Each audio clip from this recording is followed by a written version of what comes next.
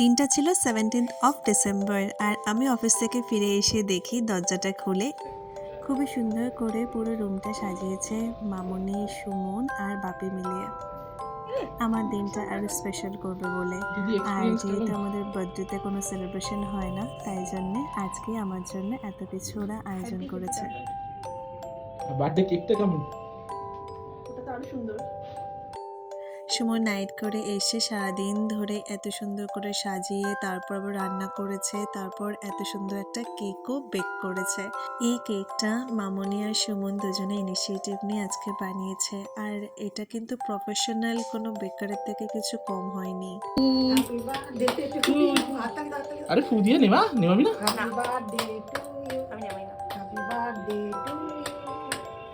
আর এরকম সুন্দর করে আমার ঘরটা সাজানোর অনেক দিনের ইচ্ছে ছিল, আর সেই শখটাও পূর্ণ করে দিল সুমন। তারপর মামুনির হাতে কেক খেলাম, তারপর বাপির হাতে কেক খেলাম।